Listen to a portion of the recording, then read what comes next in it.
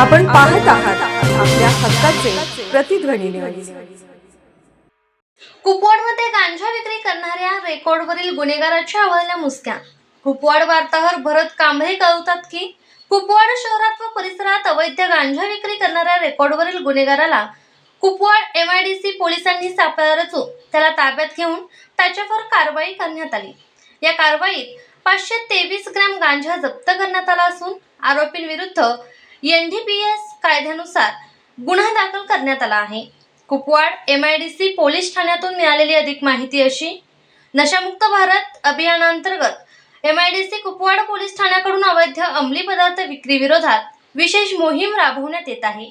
त्याच पार्श्वभूमीवर पोलिसांना गोपनीय माहिती मिळाली होती की उल्हासनगर परिसरातील कुबेर किराणा दुकानामागे एक इसम गांजा विक्री करत आहे।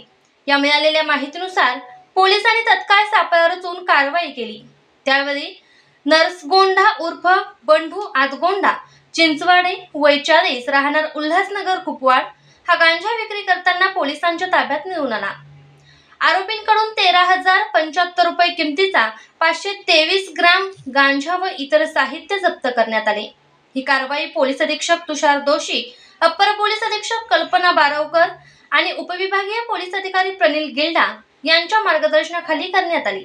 सहाय्यक पोलीस निरीक्षक आनंदराव घाडगे यांच्या आदेशानुसार पोलीस उपनिरीक्षक अमोल थोरात, पोलीस उपनिरीक्षक बळीराम पवार, पोलीस हवालदार वैभव पाटील, पोलीस हवालदार Nilesh Kolekar, police Naik Rajesh Kamble, police constable Sandeep Gaste, police constable Prakash Sangolkar, चालक ग्रेड पोलीस उपनिरीक्षक भोसले, पोलीस शिपाई चंद्रकांत खोबरकडे या पोलीस पथकाने ही धडक कारवाई केली।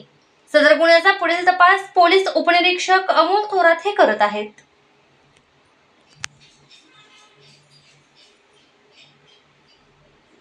आपण पाहत आहात प्रतिध्वनी चॅनल। अशाच बातम्या पाहण्यासाठी आमच्या चॅनलला सबस्क्राइब करा आणि बेल आयकॉनवर क्लिक करा।